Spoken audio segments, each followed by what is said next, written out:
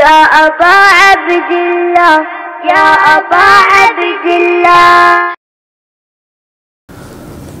أعوذ بالله السميع العليم من الشيطان اللعين الرجيم. بسم الله الرحمن الرحيم.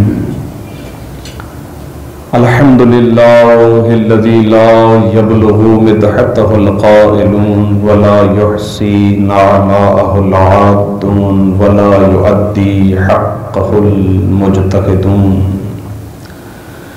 الذي لا يدركه بعد الهمم ولا يناله غوص الفتن. الذي ليس لصفته حد محدود ولا نعت موجود ولا أجل ممدود ولا وقت معدود. فطر الخلائق بقدرته ونشر الرياح برحمته ووطد بالصخور ميدان أرضه. ثم الصلاة والسلام على سيد الأنبياء والمرسلين خاتم النبيين أبي القاسم محمد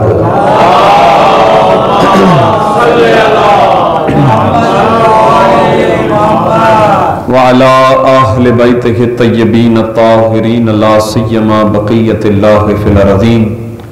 روحي وأرواح العالمين لتراب مقدمه الفداء. واللعنة الدائمة على أعدائهم أجمعين من يوم عداوتهم إلى قيام يوم الدين. أما بعد فقد قال الله تبارك وتعالى في كلامه المجيد وفرقانه الحميد. بسم الله الرحمن الرحيم. إنا علينا للهدى وإن لنا للآخرة والأولى. صلوات محمد.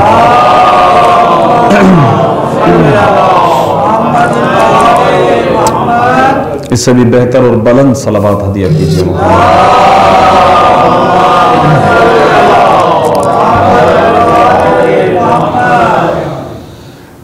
عزیزان گرامی قدر، ایک مرحومہ کی ایصال ثواب کی مناسبت سے یہ مجلس اعزا منعقد ہے.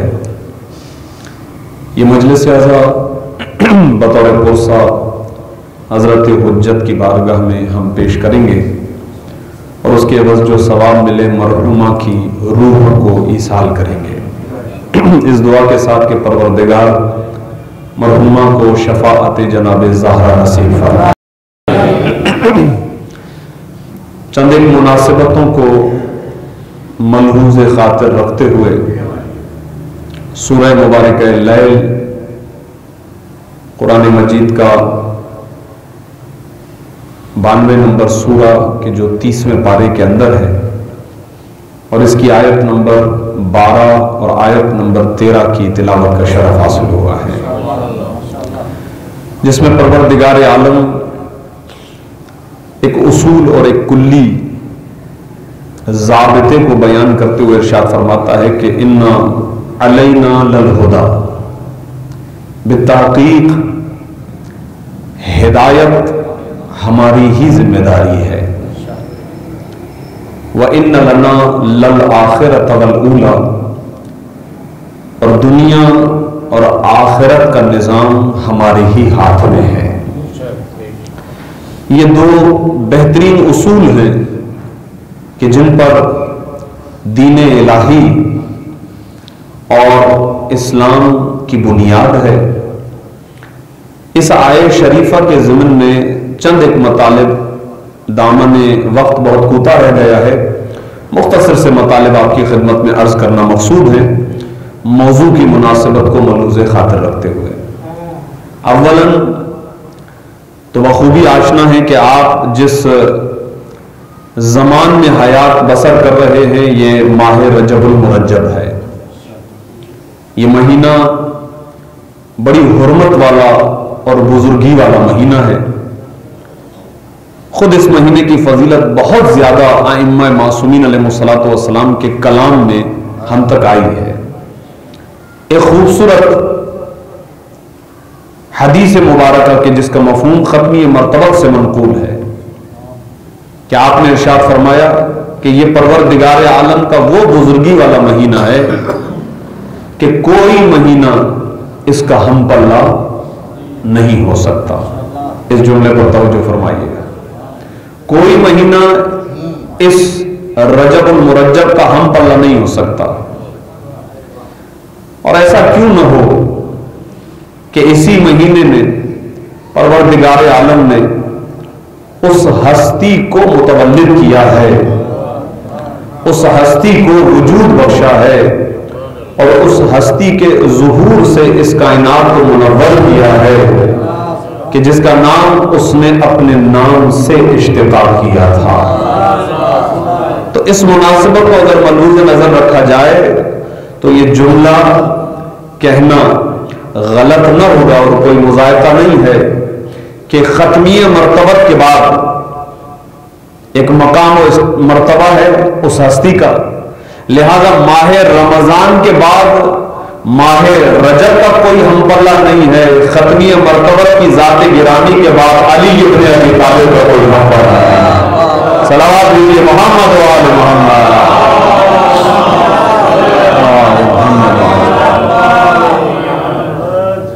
ماہ رجب المرجب ائمہ معصومین علیہ الصلوۃ والسلام کی بہت زیادہ مناسبتیں اس مہینے سے تعلق رکھتی ہیں. آج کے دن کی بھی ایک مناسبت ہے کہ ہمارے 10ویں امام کی شہادت کا روز ہے, لہذا حضرت حجت کی بارگاہ میں, شہزادی کونین کی بارگاہ میں, ختمی مرتبت کی بارگاہ میں 10ویں امام کی شہادت کا کوسہ بھی پیش کریں گے اور امام کا بھی ذکر اسی میں شامل کریں گے. ماہ رجب المرجب کے لیے ہمارے علماء نے روایات سے ایک کلی مفہوم پیش کیا ہے, اور میں کلی بات اس لیے عرض کر رہا ہوں کیونکہ وقت بہت مختصر ہے, اور وہ یہ ہے کہ آپ کوشش کریں کہ اپنے تمام تر امور کو نمٹائیں اور زیادہ سے زیادہ اپنے آپ کو عبادت الہی کے لیے فارغ کریں. ماہ رجب المرجب, ماہ شعبان المعظم اور ماہ رمضان المبارک کے لیے زیادہ سے زیادہ عبادت الہی میں وقت خرچ ہو. اب اگر آئیے ماہ رجب المرجب کے اسما میں, یعنی جو نام ہیں روایات میں بہت زیادہ ہیں, ان میں سے ایک لفظ ماہ رجب المرجب کے لیے استعمال کیا گیا اسب, اور ایسا اسب کا معنی ہے کسی چیز کو انڈیل دینا. روایت میں آیا ہے چونکہ پروردگار عالم اپنی رحمت کو اپنے خاص بندوں پر انڈیل دیتا ہے, اسی لیے رجب کو اسب کہا جاتا ہے. رحمت الہی کے دروازے اس مہینے میں کھل جاتے ہیں. اور پھر اگر آپ آئیں گے کہ ماہ رجب المرجب کی طرف جب جائیں تو کیا کریں, اب وہ آیت کا ٹکڑا ذہن میں رہے کہ ہدایت ہماری ہی ذمہ داری ہے. اس جملے کو ذہن میں رکھیے گا, میں آیت کے ہی کانٹیکسٹ میں بات کر رہا ہوں کہ ہدایت ہماری ہی ذمہ داری ہے. بھائی پروردگار عالم کی جب رحمت ہماری طرف متوجہ ہے, اپنے خاصان کی طرف متوجہ ہے, تو ہم کیا کریں؟ تو یہ کمال اسلام ہے. اور اب جملے کو تھوڑا سا تخصص دوں کہ یہ کمال تشیع بھی ہے, چونکہ الحمدللہ ہمارے پاس معصوم فقط ختمی مرتبت کی ذات گرامی نہیں ہے, بلکہ قرآن کی روح سے ہمارے پاس سلسلہ ہدایت چونکہ رکا نہیں ہے, اسی لیے سلسلہ عصمت بھی رکا نہیں ہے. یعنی ہمارے پاس امیر المؤمنین کی ذات گرامی سے لے کر اس امام تک کے جو پردہ غیبت میں ہے کہ جن کے دم سے ہماری سانسوں کا سلسلہ رواں و سواں دواں ہے, ابھی جو ہم رزق پاتے ہیں ان کی وجود کی برکت سے ہے. ہمارا جو وجود ابھی تک باقی ہے وہ انہی وجود کا صدقہ ہے. ان تمام ہستیوں کے اقوال, ان کے جملے, ان کی باتیں, وہ تمام تر ہمارے لیے اسی طرح حجت ہیں جس طرح ہمارے لیے قول رسول حجت ہوا کرتا ہے. کوئی فرق نہیں تصور کرتے ہوں, وہ نبی ہیں, وہ رسول ہیں, وہ اسٹیٹس ایک اور اسٹیٹس ہے, لیکن امامت کے لحاظ سے یہ تمام ہستیاں ہمارے لیے معصوم ہیں. اور یہ اس لیے بھی ضروری ہے چونکہ پروردگار نے قرآن میں یہ بیان کیا ہے کہ ہدایت ہماری ہی ذمہ داری ہے. ہم نے باقی مخلوقات کی طرح تمہیں پیدا کرنے کے بعد چھوڑ نہیں دیا ہے.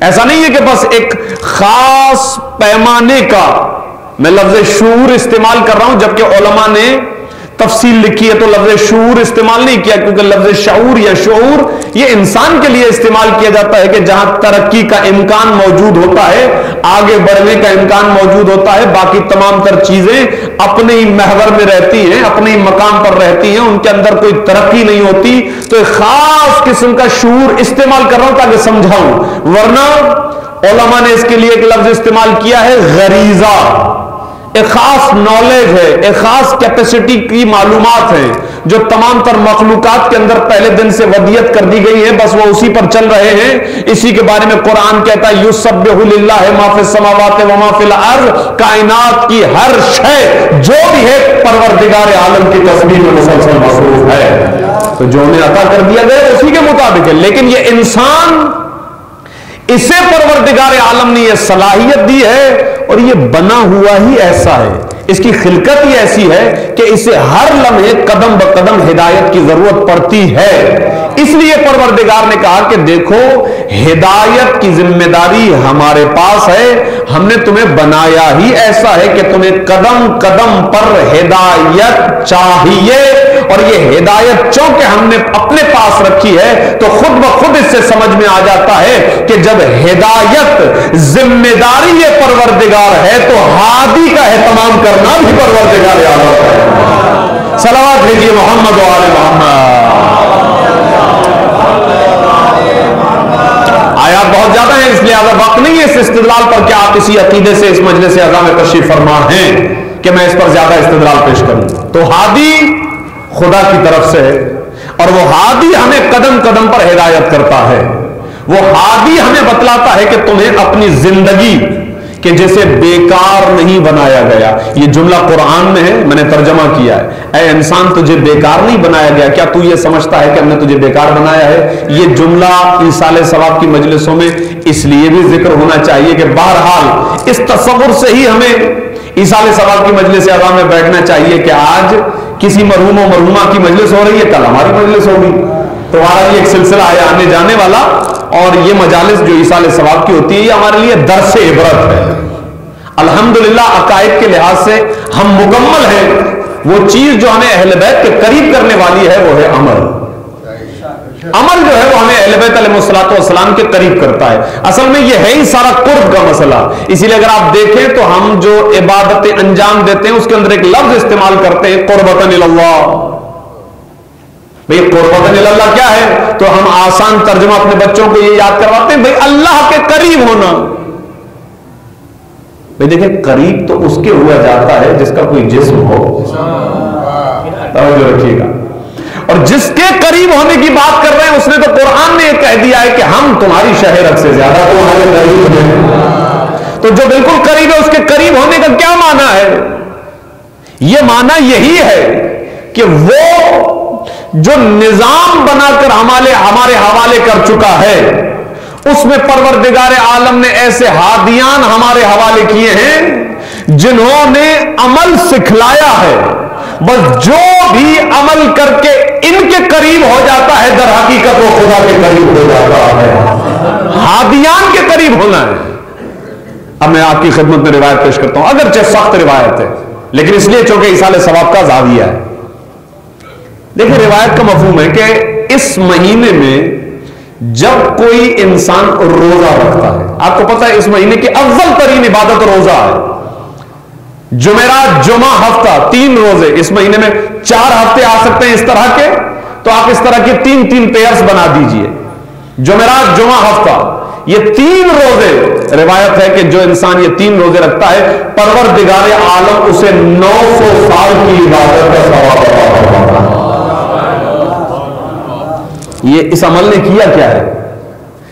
ایک روایت کا مفہوم روزہ جب یہ بندہ رکھتا ہے ماہ رجب میں خدا کی خوشنودی کی خاطر تو پروردگار عالم اس کے درمیان اور جہنم کے درمیان ڈسٹینس، فاصلہ دیکھ رہے ہیں آپ، قرب یعنی عمل کے ذریعے سے قریب، اچھا ڈسٹینس کس چیز سے بن رہا ہے؟ جہنم سے، یعنی انسان خدا کی عبادت میں عمل کرے تو جنت کے قریب جاتا ہے، جہنم سے دور ہوتا ہے۔ یہ بالکل ایک سادہ سا مفہوم ہے، اور خاص طور پر آپ کی خدمت میں بات پیش کروں کہ آج کی جو شب ہے ماہ رجب المرجب میں آنے والی پہلی شب جمعہ، اسے ہرگز ضائع نہ کریں۔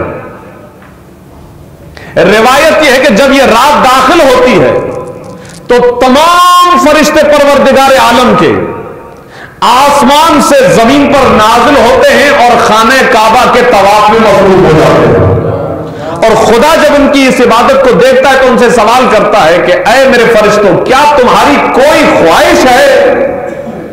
کیا تم کچھ چاہتے ہو؟ اس لفظ چاہت پر توجہ کیجیے گا۔ کیا تمہاری کوئی خواہش ہے؟ کیا تم چاہتے ہو کچھ؟ کہاں پروردگار ہم چاہتے ہیں، کیا ہم یہ چاہتے ہیں کہ اس ماہ رجب میں جو بھی تیرے لیے عمل کرے، پھر دوبارہ توجہ رکھیے گا، عمل جو بھی تیرے لیے عمل کرے تو اس کے لیے مغفرت کر، تو اسے معاف کر دے۔ جیسے ہی فرشتے یہ جملے کہتے ہیں تو پروردگار عالم کہتا ہے کہ میں نے تمہاری رغبت کو، یعنی تمہاری چاہت کو، جو تم نے مجھ سے چاہا میں نے اسے قبول کیا۔ ہر وہ شخص کے جو آج کی رات میں عمل کرتا ہے میری مغفرت میں سے اسے واقع حصہ نصیب ہوگا۔ اس لیے آج کی رات کو علماء کرام لیلۃ الرغائب کے نام سے یاد کرتے ہیں۔ رغائب جمع ہے رغبت کی، رغبت کہتے ہیں چاہت کو۔ فرشتوں کی چاہت ہے کہ جو ماہ رجب میں عمل انجام دے، اعمال کرے، پروردگار عالم اس کے گناہوں کو معاف کرے۔ اور جب انسان کے گناہ معاف ہوتے ہیں تو ہوتا کیا ہے، میں بالکل دو چار بات کروں، ہم اپنے مولا و آقا حضرت حجت کے قریب ہو جاتے ہیں۔ شاید اس سے بڑی کوئی اور بات نہیں ہو سکتی۔ حضرت حجت کے قریب ہیں یعنی 14 معصومین کے قریب ہیں، یعنی جناب زہرا سلام اللہ علیہا کی شفاعت کے قریب ہیں۔ تو یہ عمل ہے جو ہمارے درمیان جو ڈسٹینس بن چکا ہے ہمارے اور اہل بیت کے درمیان، یہ بنتا کیوں ہے فاصلہ؟ انسان تو جب پیدا ہوتا ہے وہ تو معصوم ہے،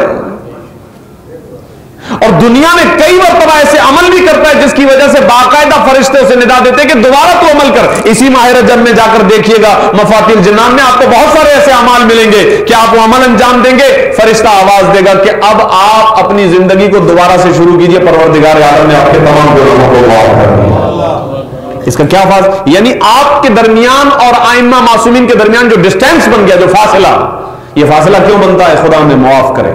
سخت روایتیں آغا دستغیب شیرازی نے اپنی تفسیر میں لکھی ہے کہ جب کوئی مومن گناہ کرتا ہے، خدا نہ کرے، تو اس کے اور مولا علی کے درمیان 100 سال کا فاصلہ بن جاتا ہے۔ عشق علی میں ہماری زندگی گزرتی ہے، چاہت یہی ہے کہ مولا کا دیدار ہو جائے۔ چلیں یہاں نہیں تو جہاں کا مولا کا وعدہ ہے وہاں۔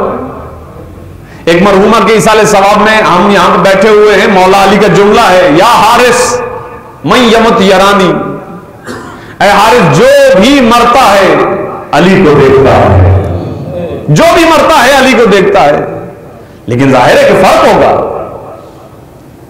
علی کا دشمن جب علی کو دیکھے گا تو کسی اور تصویر میں دیکھے گا، اور علی کا عاشق اور علی کا چاہنے والا جب علی کو دیکھے گا تو کسی اور تصویر میں دیکھے گا۔ یہ ایک نمایاں فرق ہے۔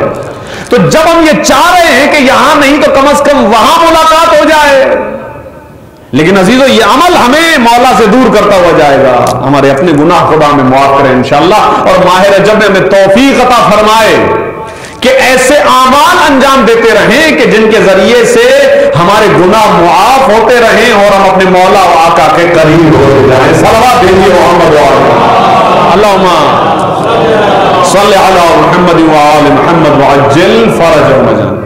تو لیلۃ الرغائب کو آج ہرگز فراموش نہ کیجیے گا۔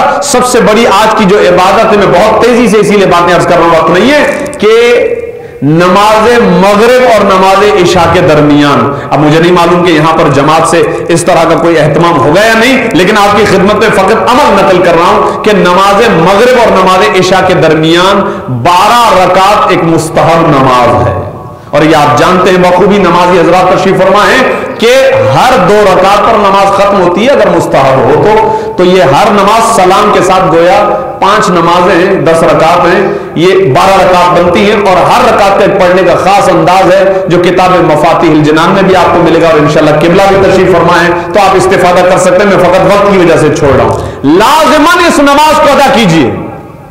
ایک فائدہ فقط نقل کر رہا ہوں کیونکہ وقت نہیں ہے۔ کافر کی پہلی رات وحشت، تنہائی، خوف، میں اس کیفیت کو نہیں بیان کر سکتا۔ منازل الآخرت میں جو عربی میں کتاب ہے اس کا ٹرانسلیشن بھی آ گیا ہے، شیخ عباس قمی علیہ رحمہ کی مشہور و معروف کتاب ہے معرکۃ الآرا، منازل الآخرت، قبر کی پہلی رات وہاں پر بیان ہوئی ہے کہ انسان کی وحشت کا عالم کیا ہوگا۔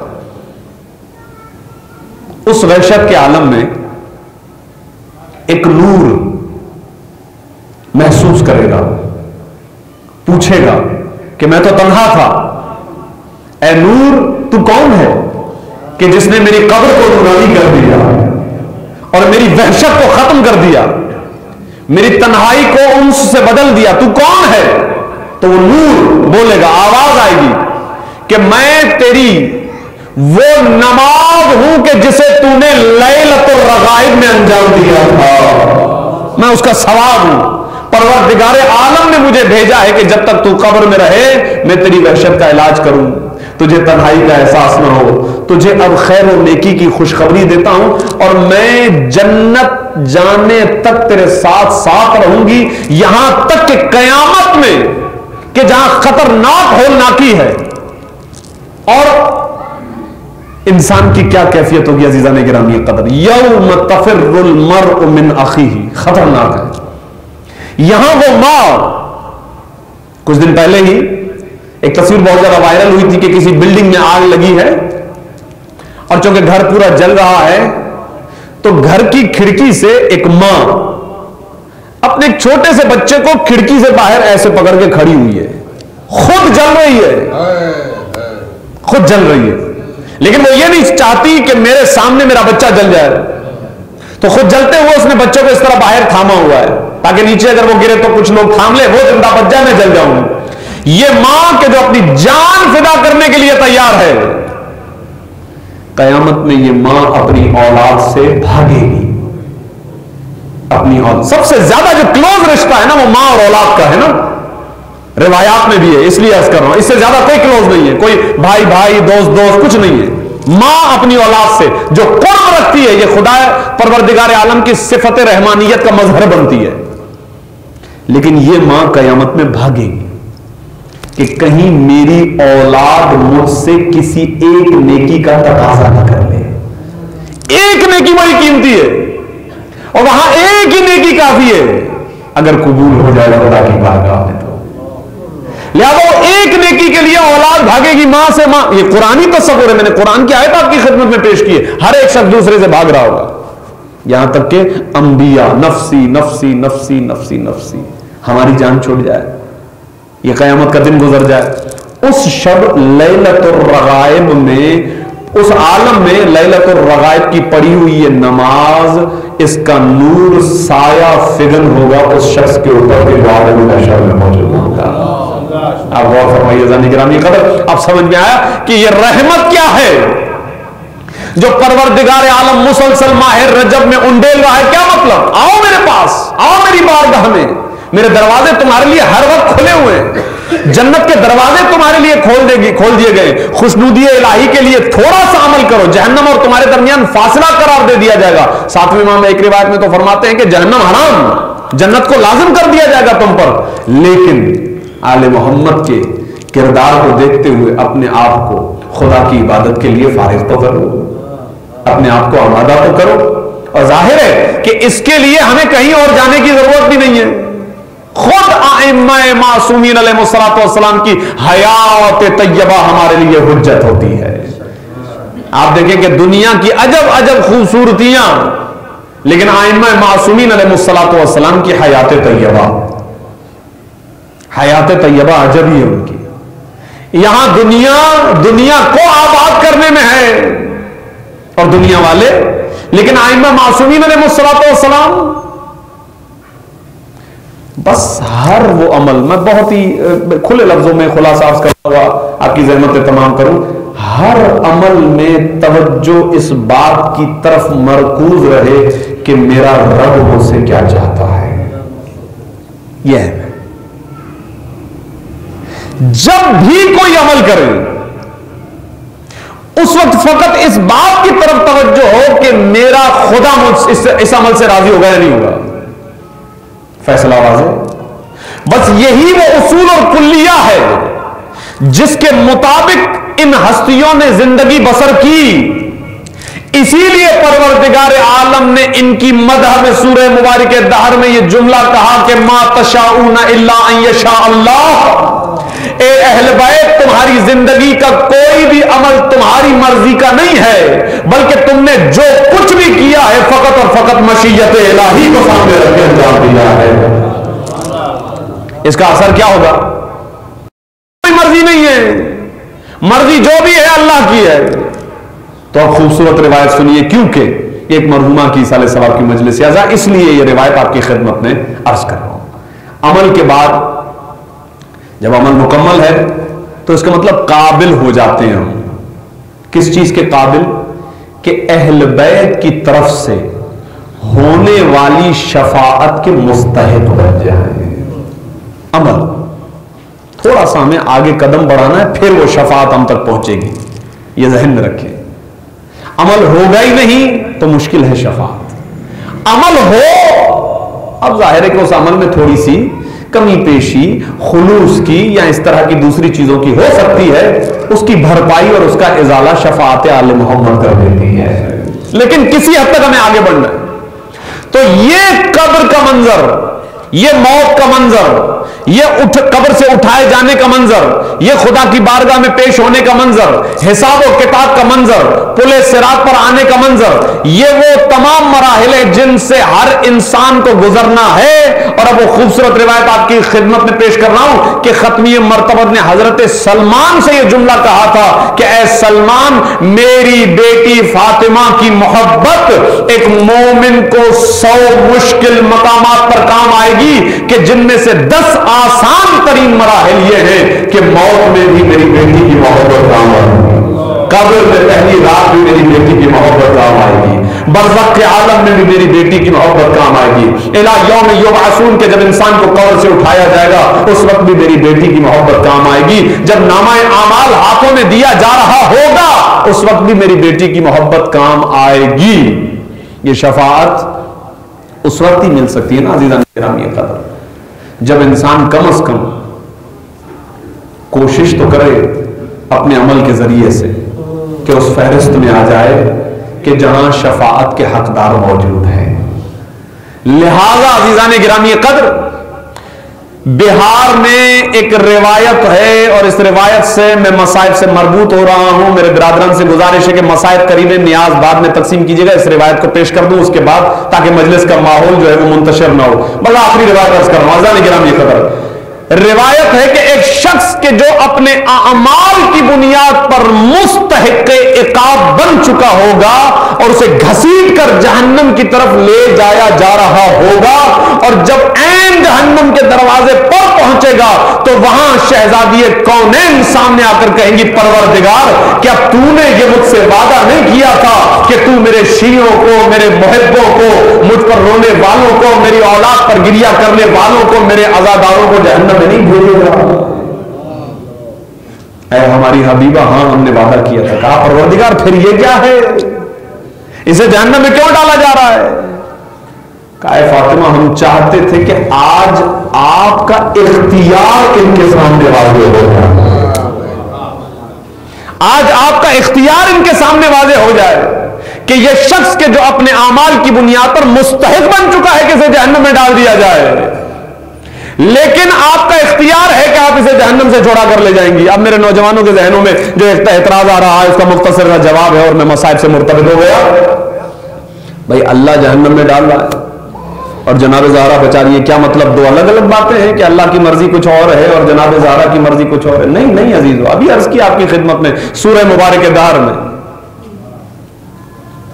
سورہ مبارک دہر میں کیا تھا؟ بس اس کا خلاصہ یہ بنتا ہے کہ پروردگار نے جب یہ کہا کہ اہل بیت کی مدح سرائی میں کہ آپ وہ ہیں کہ جنہوں نے زندگی میں ہمیشہ مشیت الہی کو ملحوظ خاطر رکھا، کیا مطلب؟ مطلب یہ ہے کہ اہل بیت نے دنیا میں رہتے ہوئے اپنے اختیار کو خدا کے حوالے کر دیا، قیامت میں پروردگار اپنا اختیار آل محمد کے حوالے کر دیتا ہے۔ صلاۃ بھیجیے محمد و آل محمد۔ آج شفاعت کا حق انہیں ہے، آج جنت و جہنم کی تقسیم کا حق انہیں ہے۔ آج پل صراط سے فقط وہ گزرے گا جس کے پاس جواز نامہ علی ابن ابی طالب ہے۔ آج فقط محبت جناب زہرا کام آئے گی۔ شیخ صدوق علیہ الرحمٰن نے لکھا کہ بعث رسول اللہ امیر المؤمنین الی فاطمہ، قیامت کے دن اللہ کے رسول مولا علی کو بھیجیں گے، جاؤ میری بیٹی زہرا کو لے آؤ، امت پریشان ہے، ان کی شفاعت کرنی ہے تاکہ وہ مقام شفاعت پر آئیں اور آ کر ان کی شفاعت کریں۔ بی بی آئیں گی تو مولا ایک سوال بھی کریں گے، بی بی آج آپ کے پاس ایسی کیا چیز ہے جس کا واسطہ خدا کی بارگاہ میں آپ دے کر امت کی شفاعت کو طلب کریں گی؟ بی بی کا جملہ ہے، یا امیر المومنین، آج خدا کی بارگاہ میں وسیلہ بنانے کے لیے میرے بیٹے عباس کے 2 کٹے ہوئے بالوں کافی ہیں، اجرکم علی اللہ۔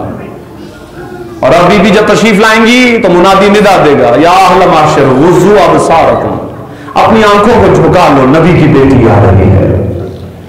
ایک شان کے ساتھ، ایک اہتمام کے ساتھ بی بی تشریف لائیں گی، جو علماء نے لکھا ہے، روایات میں ہے، میں مختصر کرتا ہوں۔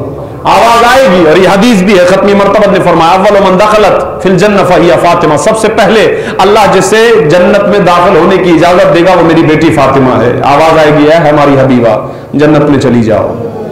درمیان محشر سے بی بی گزر رہی ہوں گی، اور گزرتے گزرتے جب جنت کے قریب آئیں گی، شیخ صدوق علیہ الرحمٰن نے لکھا کہ بی بی کی سواری ایک مرتبہ روکیں، اور روکنے کے بعد بی بی، میں یہ کیسے جملہ کروں، بہت سخت ہے، بی بی اترے گی نہیں، بی بی اپنے آپ کو ناکے سے گرا دیتی ہے۔ پورا محشر متوجہ ہو جائے، نہیں معلوم مشیت جناب زہرا جانے، ائمہ جانے اور خدا جانے، لیکن ایک بات ہمارے دل کو لگتی ہے کہ بی بی شاید یہ یاد دلانا چاہ رہی ہو کہ کربلا کے بعد کے حالات کو بھولنا نہیں، ذرا دیکھنا میری بیٹی زینب کتنی مرتبہ گئی ہے ناطے سے۔ ایک مرتبہ کوہرام کی کیفیت ہوگی، آواز آئے گی، ہے ہماری حبیبہ کس چیز کا تقاضا ہے، کیا چاہتی ہیں آپ؟ کہا پروردگار میں چاہتی ہوں کہ ہمارا مقام اور مرتبہ واضح ہو جائے۔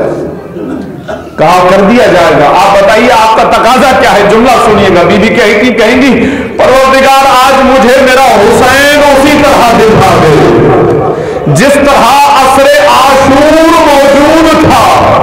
اب میں فقط تقریب ذہن کے لیے جملہ کہتا ہوں، بی بی یہ چاہیں گی کہ میرا حسین مجھے اس طرح دکھا دے۔ یہ وہی انداز ہے آقا حسین کا کہ جس کے لیے جب آخری وقت امام زین العابدین سے ملنے کے لیے جا رہے تھے تو جناب زینب سے کہا تھا کہ اے میری بہن میرے ساتھ چلو، میں اپنے بیٹے سے آخری ملاقات کرنا چاہتا ہوں۔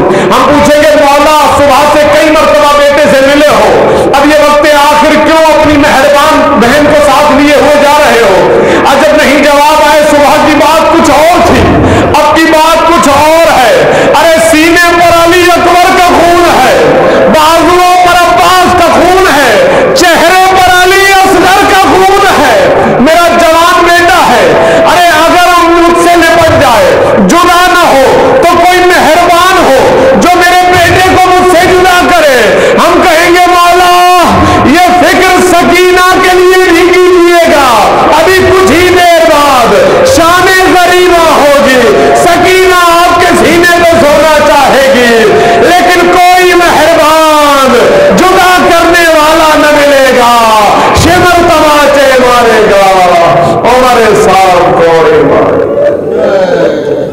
الا ولعنۃ اللہ علی القوم الظالمین وسیعلم الذین ظلموا ای منقلب ینقلبون. بار الہ تجھے واسطہ ہے، تیری عزت و جلالت کا تجھے واسطہ ہے، تیری خلقت طاہرہ محمد و آل محمد کا یہ مجلس اعزا مرحومہ زینت فاطمہ بنت نادر علی زوجہ سرورت حسین زیدی کے ایصال ثواب اور بلندی درجات کے لیے منعقد کی گئی.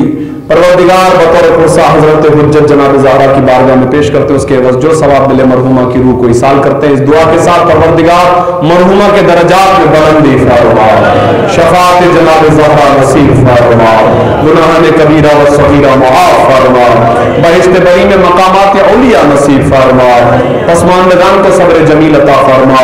تمام مومنین جنہوں نے مجلس اعظم میں شرکت کی ان کی اس عبادت کو اپنی بارگاہ میں قبول فرما.